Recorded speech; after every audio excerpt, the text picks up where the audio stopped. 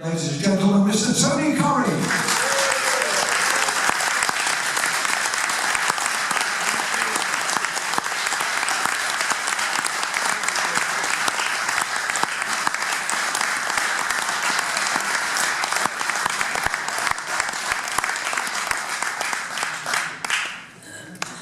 We've got a microphone each here. There's yours. I don't know what flavour it is. Take a seat, my friend. Have we ever met, by the way? Have we ever met? Can't remember. No. Those 1,050 interviews can't be very memorable. And by the way, you've made it. You've made it. Lord Mayor, Sheffield. Civic reception for Mr. Currie. Got there in the end. This is it. This is it. And thank you, by the way, before we start talking, to Lord Mayor of Sheffield, Councillor Colin Ross, for laying on this magnificent venue, and also just to say that the proceeds from tonight will be shared between Sheffield Home of Football and the Lord Mayor's chosen charity, St Luke's Hospice. Yeah. Tony, let's go back. Not quite. Can I just apologise for wearing blue first? but I am a Tory. But hold on, that's probably worse than being a wedding guy. It's a very, very brave admission in this place. Actually, that time, we'll come on to that time later as a subject of conversation, because I thought I'd put Tony to shame. I'm wearing a proper colour, aren't I? A proper colour tonight. He's not got a badge on. There's a good reason why Tony's wearing that tie. We'll come to it. Sheffield Football, 1857. That's where it dates from. You date from. We're not going to go back that far because you can't remember that far. You date from 1950. Born in Edgware in London. Let me ask you, Tony, first of all, what is your first memory or awareness of the game that made you so famous? Well, there's a picture of me with my nappy, actually hanging out in my long trousers. I'll try and be a bit posher. I've been up here 47 years now in Yorkshire, and I'm getting more of a bloody cockney. I can't believe it. Honest, watching EastEnders. So there's a picture of me about 10 months old, and this ball is up to me navel, I think. It was like a balloon, but it was a football. And so I was kicking the ball about in the old backyard then. That's a very, very young age. With my granddad. As soon as you could walk, virtually. Yeah. Well, my father, who left us when I was 4, he was in the army, prisoner of war. He played rugby, box for the army, football, all the sports. So perhaps it came through to me. And the other 2 brothers, they were sporty as well. Did your mother have an interest in football? Your mum? Mum, she fell asleep at Wembley at the '82 Cup final. She did used to come and watch me down the alley when we played on the school field, for Whitefield School, secondary school, and the juniors as well. She didn't get out a lot because she was always embarrassed about her legs. She had these poor legs, sores on her legs from a fall down the stairs when she was younger. Did you have a natural feel for football straight away, or were you aware that I can do stuff with this round thing? Yeah. I mean, that's all we had, wasn't it, when we were younger? We had either a ball or a tennis ball, a small little ball, or a Frido ball. If you all know what a Frido is, don't you? Little pimples, and it used to float just like a football, whereas some of the other things you buy at the beach, they were like but the old Frido was perfect. But I suppose when I got to 7, I was playing with the kids kids down the school, but down the park. And by 8 years of age, I was playing for the 11-year-olds, and then up until I was 11, 8, 9, 10, 11. So yeah, people were looking at me then. And although you couldn't be signed on until you were 14 in my day. But how did you cope with the physical difference? You as an 8-year-old, was it pure skill that got you through? yeah, I was only little. I was only little, yeah. It was only till I got to about 14 that I started filling out, really. But yeah, the skill. I mean, we used to play, we all had done it, played in the school playground, 30 aside, and you had to go past people to get a ball pass it to somebody else, so you'd have to go around 5 or 6 players, and if you weren't good, then obviously you'd lose the ball, but I was in and out, and well, I should have been a skier, really. Did that get on the nerves of any of the older lads that you were playing with, and did they try and exact some retribution on this young whippersnapper who was embarrassing? No. When we were down the park, I was first pick. I was 8, 9, 10, and playing with the 15, 16, 17-year-olds down the park, 20 aside, the old coach down, and we'd pick sides, and I'd be the first pick. It was quite nice. Yeah, that must have given you immense confidence, or did you have natural confidence in your ability at that stage? Yeah, I never thought about it. I just, the ability I had was, as I said, playing in the school playground. I suppose you're born with it, aren't you? But and it has to come out. But we worked at it without even realising. I mean, me and my brother used to throw the ball up on the slates on the bloody roof, and then you'd wait for it to come down because you couldn't see it because it didn't have a big house, so you were waiting for it. So you didn't know, and so you'd adjust your feet and trap it and get out of the way of the bloody slates that came down as well. And then kicking the ball against the wall, the brick wall, and obviously the brick wall's not even, and it'd come off at angles, and you just adjust your feet again and trap it and kick it again for your brother to do. So, and then he'd be. It was just nice. We had about 12 yards. What's that? About 30 feet of grass at the back. So we had a goal at each end. He was Bolton, because in the late 50s and 60s, Bolton were the top team. So he'd be Nat Lofthouse shooting at me, and he'd be Eddie Hopkinson when I was shooting at him. And who would I be? Yeah, that's a good question. Who? Well, of course, I'd be Jimmy Greaves and Reg Matthews. And after that, Pete Bonetti. Yeah. Jimmy Greaves, that answers probably a question, because I was going to say, who were your idols? Who were the players that really excited you as a kid? Yeah, well, Greaves, Bobby Tamblyn, and that 60s player. I saw Jimmy playing in 1958. I was 8 years old, went to Stamford Bridge.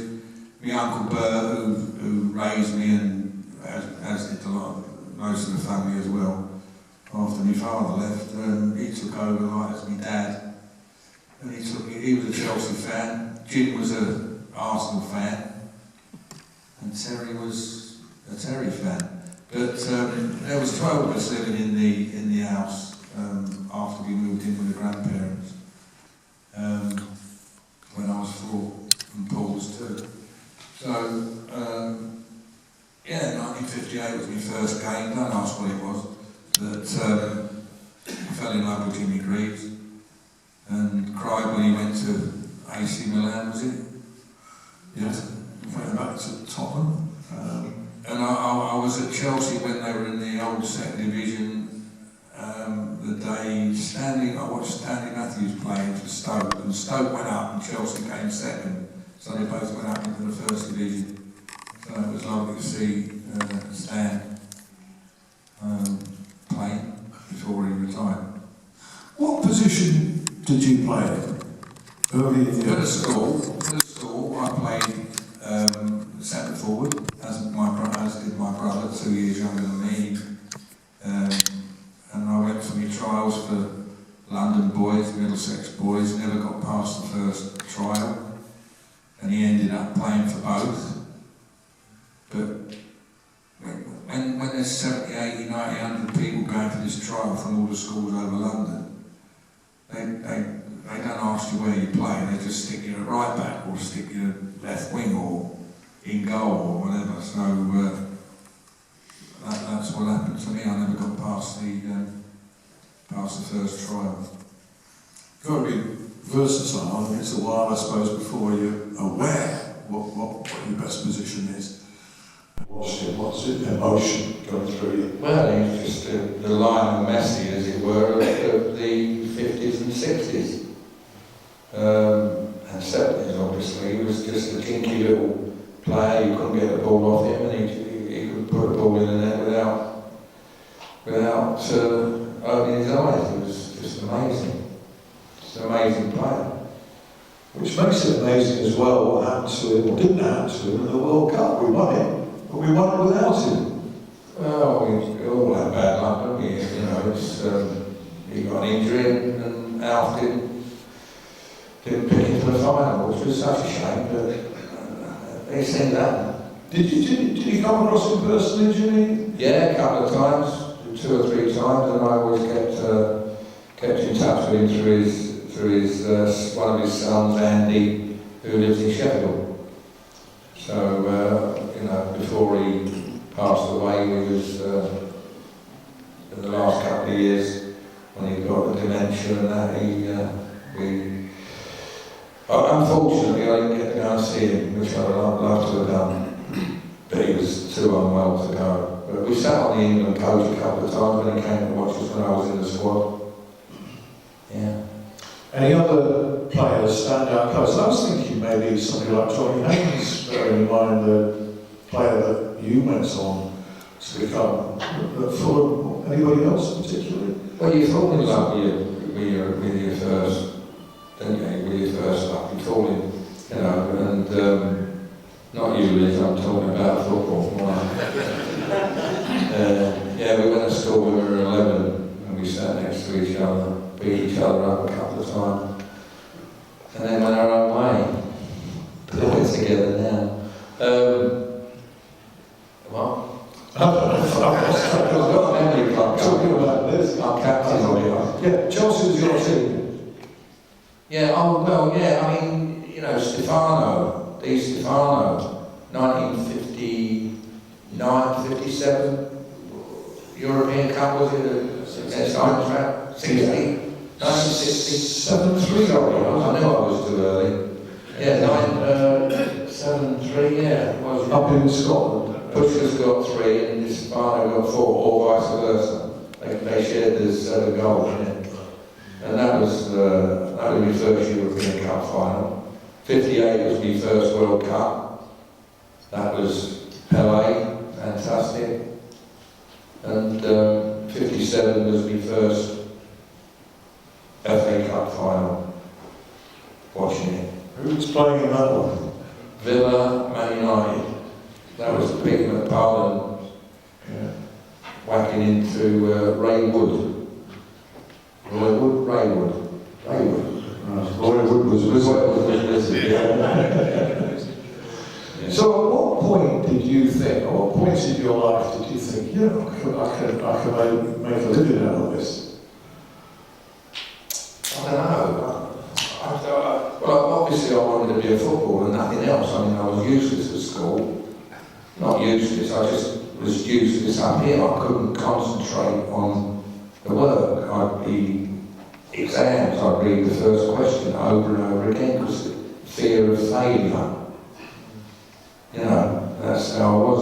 And obviously I never passed any tests, so... was there any subject that you were half decent at? Yeah, football. No, history and geography were interesting to me, and in our 4th year when we were 15, it was gardening every afternoon for the lower classes. Because they knew we weren't going to, they knew we'd be leaving school at 15, so we went gardening in the school grounds. It was great. Yeah. But yeah, I couldn't concentrate at had the same bit on the bottom of the report. Could do better if concentrated more. A few people nodded here. Yeah. It's worked out all right, hasn't it? It did, yeah. Well, at 14, as I said, my God bless him, Les Hill, who was our teacher of TD, technical drawing, and he was just games, you know. And he recommended me and a bloke called Bob Turpey to QPR. And we were there playing in the South East Counties B team for them. We used to go Tuesday and Thursday night. My Uncle Bert used to take me all the way over. It used to take 2 hours from Cricklewood to, where was it? It was over by London Airport. Can't remember the name at the moment. I'll get it. And you had to go by bus and get a stop, change at Arrow on the Hill and another bus, and oh God. And it was like that, and then you'd play on a Saturday or a Sunday. Anyway, long story short, got to 15, leaving school, and they pulled me in and said, "We don't think you're gonna, well, you're not good enough for us, or you know, we don't think you're gonna make it in a nutshell." Yeah. So, you know, off I went and started a job for 6 months before. In the building trade, just 2 brothers owned it, and Sid, the other bloke, and I learned a hell of a lot in 6 months. Worked on a Croydon advertiser for 2 months. Doing what? Putting the ink pipes in.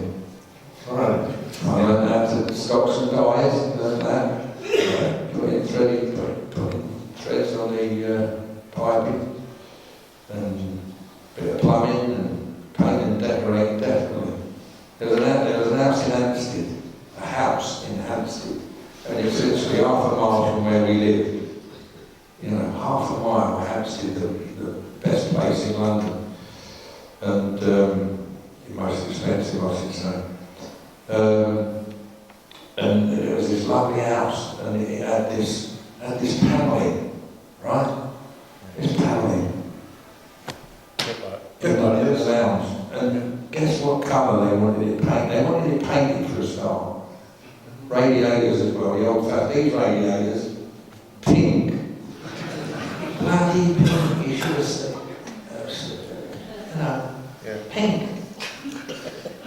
It's a nice colour. Let me tell you, the first time I ever met Mr. Currie, I'm digressing away from what we were talking about, we'll get back to it. He's disparaging the colour pink. I went round to his house in Dropfield Woodhouse in 1975 when there were lots of rumours that he was going to leave Sheffield United. They were right. Yeah, they were right. And I've not done this to a footballer, I've not done it before or since, but I was working for Sheffield Cablevision, which was a TV station in Sheffield then, and I thought that the only way to get to the truth of this story is to go and knock on this guy's house. And I did. I knocked on the door. Tony came to the door wearing a bright pink shirt. That made a massive impression on me straight away. He was extremely polite in telling me to F off. He didn't use those words. He told me nothing, but he was polite about it. But you don't remember that, do you? So I'm surprised you. I vaguely remember it. I don't remember the pink shirt. Yeah, well, I do. But I forget the pink shirt. I told you nothing because I knew nothing. I knew nothing. I didn't know anything. Is that gone? No, we need it. I didn't do anything. I didn't know anything. Tommy Dock and Paddy Crerar were ringing me up all through that summer, and we'd gone down. So I was an England player, and you know, I wouldn't say boo or goose, and it just all happened. I had nothing to do with it. It just all happened. So I had nothing to say. I didn't want the phone to ring. I didn't want them saying, "We want you to, Bobby Charlton's packed in, we want you to replace him. Your money troubles will be over." Well, I didn't have any money troubles at the time because I'd signed I was on good money, but more than the other boys because I was England international, I suppose. But it was really hard. to get blood out of stone, Sheffield United, does it? Yeah, it was. You still is. No, it's not. No, well it is, yeah. But you go into John Harris and he'd say, you know, you go in for a 10 quid rise or a 20 quid rise, FA won't allow it. That's all his answer was, FA won't allow it, so. But it weren't me, it'd be Badge, Len Badge that would go in for what money, Ted, you know, Eddie Calhoun, perhaps not me. I just let them come to me. I never asked for money. I signed a blank. I did sign a blank contract. That's the one. Keep promising me, please. Because when I signed for QPR, and I'm tired. No, it's fine. Where was I? Ramble on. Because We were back in sort of 1975 when I'm on the yes. Yeah. Well, I thought you were going to mention the pink suit that I had. No, I never saw that. Yeah. No, I didn't. Well, it was Opie. I've got to blame John Oak because we were great mates. He was my best pal. And he was a great goalie, by the way, very brave. He made a couple of mistakes, a bit like Wes has been doing lately, and they get slaughtered. But John was a very good keeper. Anyway, he was a follower of fashion, I weren't. But I followed him. He bought a pink suit from bloody Chapel Walk, and he had a boat, didn't he? All Kinds, I think it might have been. You remember All Kinds? Yeah. No bloody pink suits left. And he bought one, so I bought one. He bought white clogs, so I bought white clogs. I mean, looking back, we were a right pair of bloody. We used to go to the Penny Farthing in it, looking like twins. Yeah, right. Edward and Jedward. And here you are, a picture of sartorial, sort of toned down sartorial elegance, wearing a tie that I referred to earlier, which nobody else in this room could wear. And there's a reason for that. We could wear it, but... There might be another England international in here, you don't know. It's an England is tie. there another England international? It's an England tie. I thought it'd be different. I've been doing a few different... Been doing a few things lately, and I'm Sheffield United ties and Sheffield United suits, and I just thought I'd have a change. Yeah. We've driven up from south this morning, Kent, Maidstone, if you know it. We went for a little family celebration yesterday. You see Darren? Who? Darren? No, we went down to Snodlands and saw Elizabeth's daughter. It was her birthday. Mason's on the football map at the moment. Oh yeah, fantastic. We've driven up today. Yeah, 3.5 hours. I'm going to go back to 1975, 76 and around there. And you mentioned Bobby Charlton, and I don't think it came out at the time that Manchester United were trying to sign you as a replacement for him. That's true. Yeah, that was what they were ringing me up for. You know, listening. No, you're not. I'm dropping off with everybody else. It was 1973. We just stuffed on April the 23rd in 1973. It was Bobby Charlton's last match. Yeah. And we have a lovely photo of it. Don't be Chris Hall. We have a lovely photo of me shaking hands with Bobby at his last game at Old Trafford on St George's Day. We won 2-1. Billy and Reese? No, was it Chris? Who was it? Oh, I put him on the bloody spot now. Keith Eddy got one. Keith Eddy, yeah, it was Keith. Of course he did. Probably a pen. But yeah, I was captain that day, and there's a bit of footage as well of us lining up when he was walking on before the game to get his little plaque or whatever they presented him with. And yeah, we won 2-1. Perhaps I had a good game, I don't know, but that was the season. I think the year, 73. I think you must have had a pretty decent game. Well, I nearly always had a good game. Anybody going to dispute that? Anybody seen him have a bad game?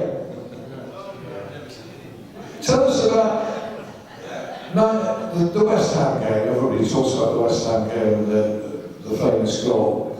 And I was there, it was a long time ago, it was before I was actually working, but I was there on the cot washing, so I thought Chesterfield went at home. So that was my choice that day. And what I particularly remember, apart from seeing the goal close up, is as we squeezed out at the back of the cot, the Town Hall was playing a song which has become associated with you, Limian Family Cooking, You Can Do Magic. You had presumably gone off to the dressing room. Were you aware of that song and at that stage, No. just the effects it was going to have? No, not at all. Did you like that song? The song? Yeah. Yeah, it was alright. Yeah. But it somehow become associated with you.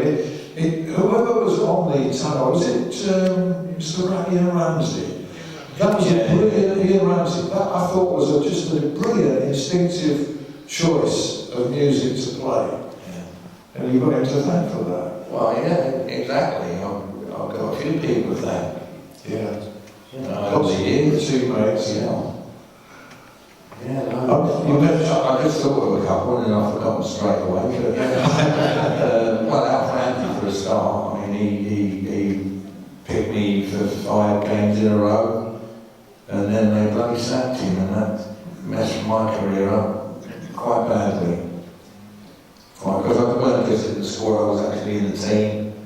He picked me as under 23 captain, told me that one day you could be England captain's son.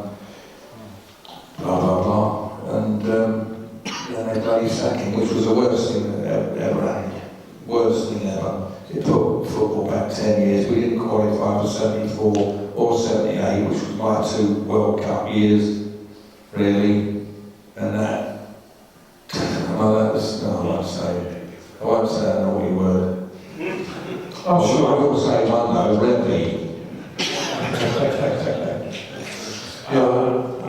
He totally, I mean, 3 years he was in charge about that and 1 cap, and the only reason I got cap was because the press would, my name was in the press all the time. They were hounding him to play me, and he played me against Switzerland, and that was it. Last the only game. I was in most of his squads if I weren't injured, which was rare, and even I'd even go even if I was injured.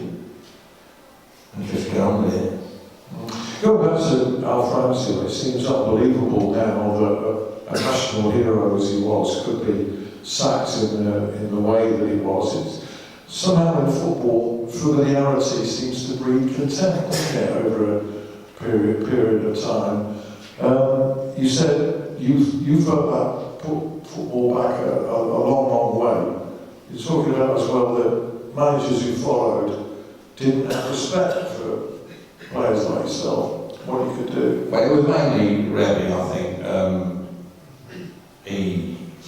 I just can't get my head around the fact that he had Leeds United, who were the best team in the world for me between 65 and 75, and up there with Liverpool and Leeds. Leeds were always the bridesmaids, fair enough, but for me they were the best team. They could. I know they were thugs, but they could also play as well. And he let them get away with bloody murder. I mean, they drank, they smoked, not all of them, but and most clubs, most teams did. Half the team would smoke. I mean, we had our team smoked. Woody, Eddie Colloon, Keith Eddy. I mean, these were big smokers. But anyway, he let them get away with murder as long as they did it on a match day.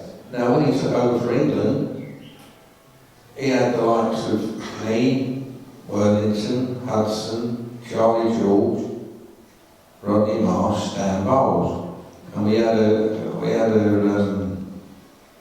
get together. No, it wasn't a match, but we had a get together down at Bishop Abbey, I think it was. And he got the 6 of us together after training, and he said, "None of you figure in my plans."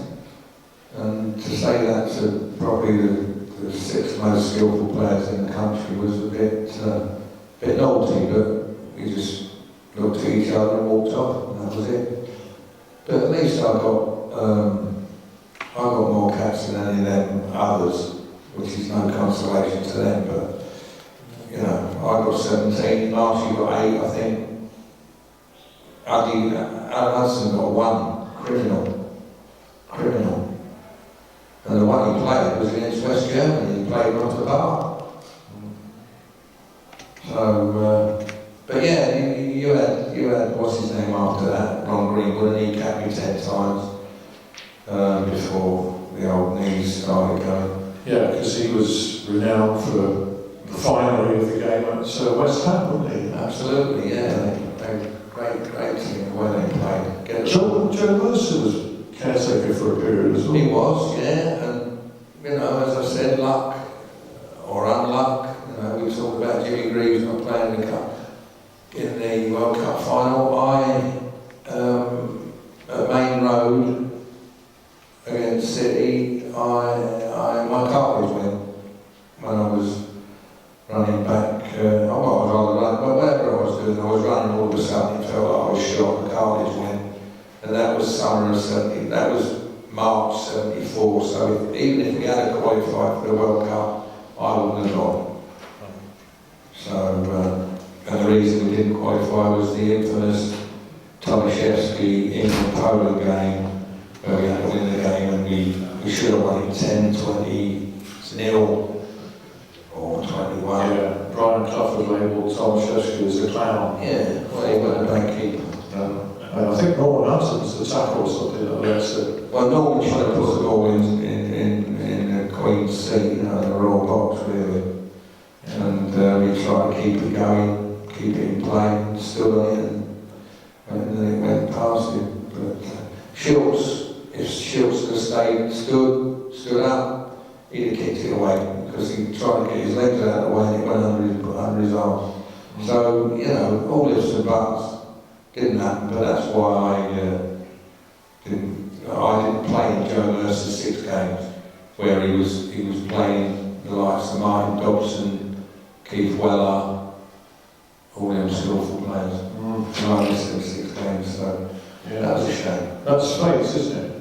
Fate plays a big part in everybody's life. What was Alf Ramsey like? I mean, he had this reputation of being aloof and a bit cold.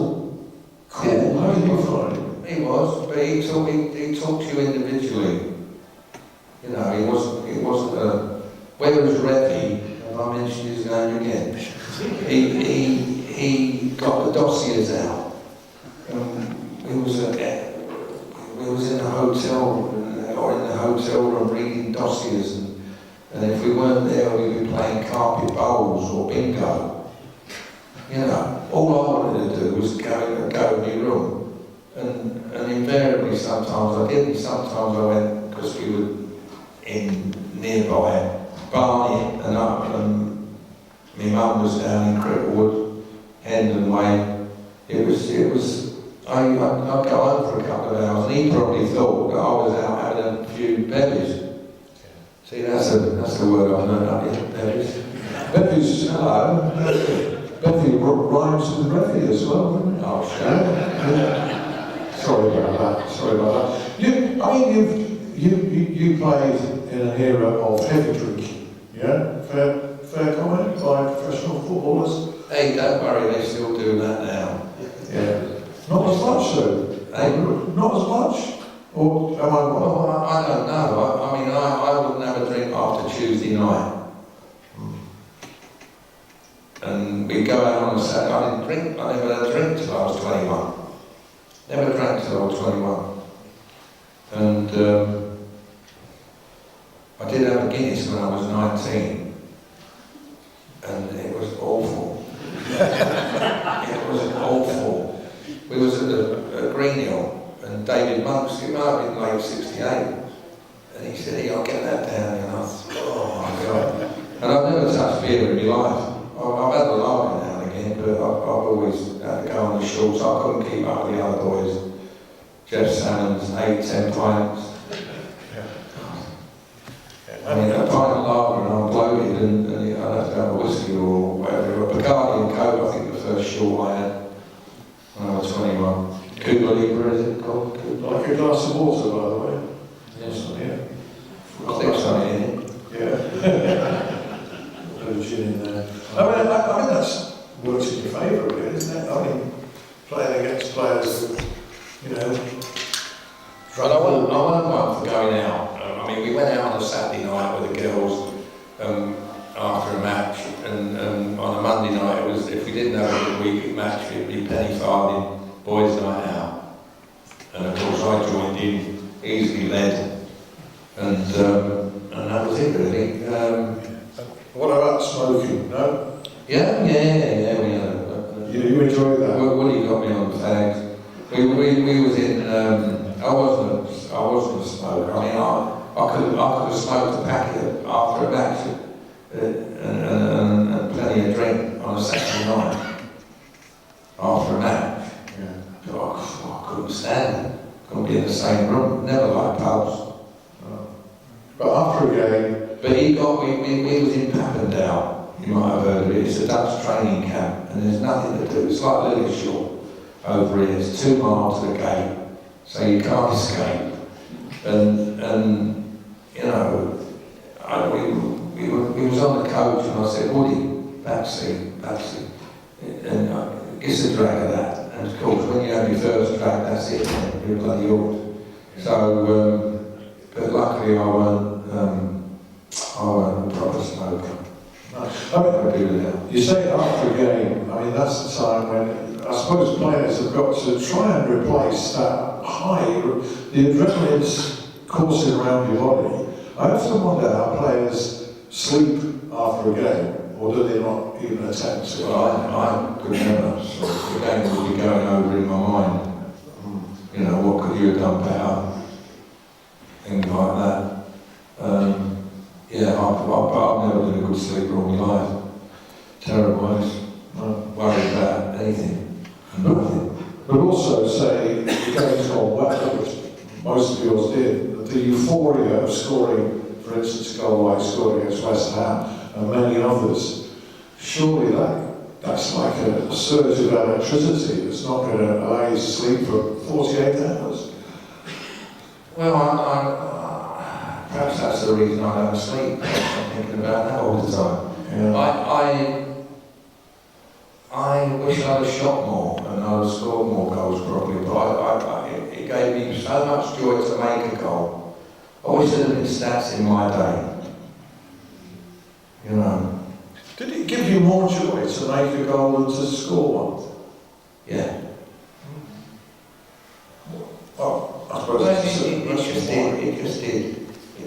But I do wish I was shot more. But just to make a goal for Billy or Woody. Used to ping it from sort of anywhere, any distance, and Woody was on the gallop. And Yeah, well, Woody always said he made my long passes look good. He did, he was a swine. He had this terrible, it wasn't a sense, it was a dry sense of humour. Just a straight face, nothing, you know. And there was great camaraderie. You mentioned, a couple of your teammates at the time, Len Badger, Ted Hemsley. It seems, you kept in touch for many, many years afterwards, Woody, etc. That must have been part of why that Sheffield United team was so successful. Yeah, well, we weren't that successful, were we? I mean, we got promotion. We could beat teams 4-0 or get beat 4-0 at home, which we did a few times. Arsenal beat us 5-0 at home. Bally sat on the ball.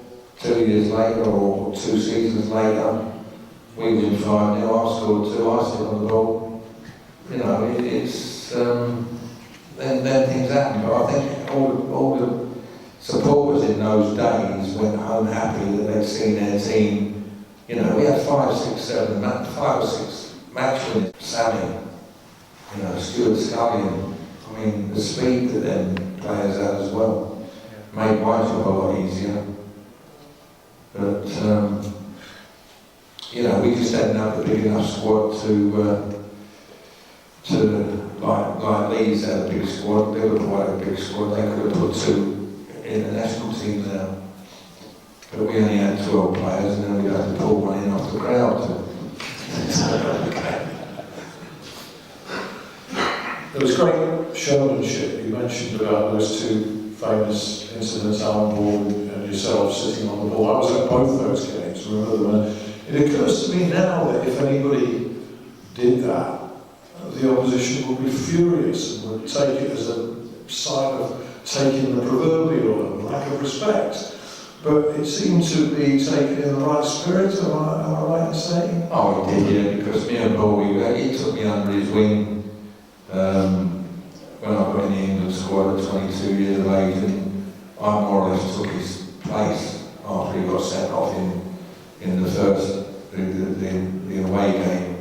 It was against Poland in that World Cup, 73 qualifier.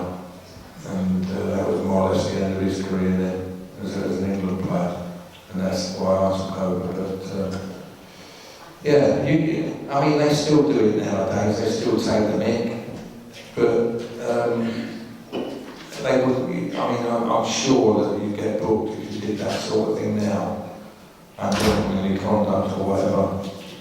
That's a shame. But the players they do it in other ways, don't they? They do it in other ways. I don't know at all about today's game, it's bloody awful. Oh, that's I don't watch it. I don't watch it. I will, if there's a game I watch, it's normally either Liverpool or Arsenal, the way they play or whatever. I never watch Champions League at all. I'm not paying for it. I'm not technical enough to know how to get it on pirate. I've got all the gear, but I don't know how to set it up. But what was I saying? And I'll record the game, what I want to watch, and I'll get it over in 20 minutes, half an hour at tops, because I'll cut out all the crap. I'll cut out the feigning the injuries, and they get people on, and how long it takes to set the... I mean, the referee sets the walls up now, then he sets up all the marking, then he pulls them apart, and then, right now, I've had my 2 minutes, we carry on. And I just can't bear it. I'll watch our game live, but I can't watch any other game live.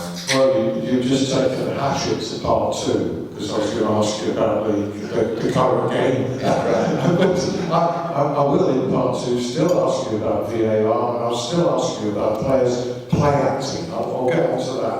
But do you get annoyed when pundits primarily are talking about how a goal should have been prevented rather than the skill and the ingenuity that has produced the goal? Because it does seem to me to be quite negative. The emphasis is always, well, he should have been over here and he should have closed him down here and all the rest of it. Yeah, but that's the analysis after the game, isn't it? I mean, these people need a job after football, so they can. I mean, how many people do it? There's not many. And there's hundreds of players that have to pack in at the end of the season. Them poor sods, they're not getting the 200 grand a year or whatever they're getting paid. Would it ever appeal to you to be a pundit? No, I'd freeze. No, not for me. I did it a couple of times in the early days with Robert Keys, is it, and Andy Gray and Richard Keys, yeah. Richard Keys. Well, his brother as well. Yeah, it worked for me. I was on them panels and stuff like that. But, you know, Q&A's are pretty. Depends who's interviewing you. But the analysts, you know, they've got to say something, haven't they? I mean, they're going to run out one day of something to say. It's too much of the programme is about the analysis and too little about the football, I think. So it should be less chat and more football. Anyway, that's me. What about coaching and management? Would you have ever fancied going in that direction? Never fancied it, although I wish I had.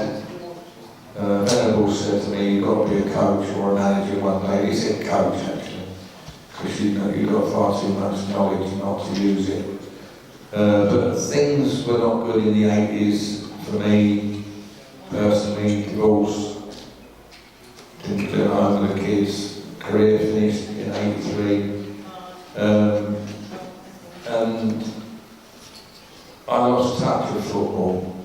So, anyway, getting back to your question, when I came back up here, 86, 87, in 84, when I was still living down in my mum's, Tony Barrington, who used to be a director at United, he became the chairman of Wigan Athletic, and he said, I'd like you to be player manager. And because of the distance, I didn't do it, because I wanted to be near the kids. I regret that probably more than anything. I'd like to have kept a diary, that's probably my number one regret. Yeah, that's interesting. I've not heard that before. Not heard it refers So to... you haven't read my bloody book then? No. By the way, talking of the book, I've bought 9 with me tonight. That's all I've got. Yeah. It's such a big seller. It is. I've never had a bad review yet. Oh, one, I'll beat him up. No, honestly, not one bad review. And if you want, there's a few people that have got it. Chris will tell you, it's a good read. Have you read my book? No. Have you read my book? Yeah, Confessions of a Football Reporter. Oh, I've got it, but I've never... That's a snap. I've got your, you've just switched my microphone. I didn't know. Yeah. Yeah, it's got that for you. Oh, yes, it is back. Do you think you would have been, I don't know if this is a silly question, but do you think you would have been a good manager? Do you think you would have cut out for it as a coach? Yeah, manager, yeah. I'd like to have been a manager. I couldn't have been just the coach. I wanted to pick the team. I wanted it to be my responsibility. I wouldn't have wanted to be a coach. But when I got back up here, I was community officer, and in 88, just before Harry Bassett, there was lots of, remember telling Tony in the green room? Just nod your head. Lots of supporters were saying, give the job to me, so I felt there were people behind me saying, you really should apply, So I applied. I never got a bloody answer.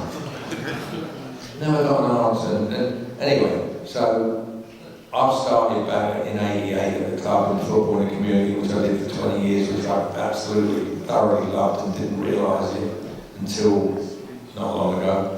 And when Harry Bassett left in 96, 8 years later, I applied again because of the same pressure. I never got an answer again. My club, I've been at for 44 years, never, they probably thought it was a joke. They probably thought it. You'd have thought. I mean, it was only 4 words, it's a bleeding job. No.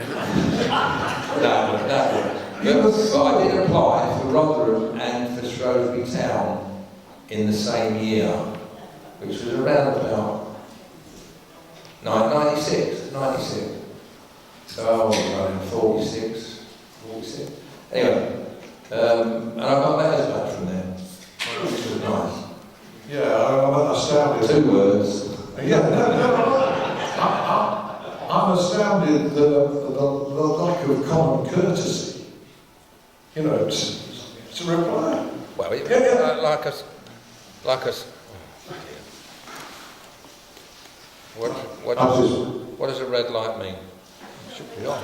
Yeah, like I said, it probably, right out of Paris, they probably thought it was a hoax or a joke, honestly. I'm hoping that's what it was. So. Yeah. This one's not working either. Yeah, I do. It's loud. It's okay. I do regret not being a manager, but you shouldn't have regrets. Right. Anyway, I regret that this microphone isn't working. I don't regret the fact that it's been a fantastic nearly 45 minutes with Tony. And there's going to be another 45 minutes to come, despite the fact that he has kiboshed my part 2 by not wanting to talk about the modern game. We'll see if we I will. talk. He will. Can I just say, Yeah, of course. during the half-time break, and I would have bought more, but I have bought 9, and I don't care if you don't want them, but they're 10 quid. They're 12 quid really, but they're 10 quid tonight. If you want them, I'll sign them personally, but they're the only 9 I've got left until is that a hardback one? It is, yeah. Yeah, they've sold out then. You can't get them ever again. And you get them in paperback, and there's only 9, so don't fight. Alright? Collector's item. Collector's item. Thanks so much for coming tonight.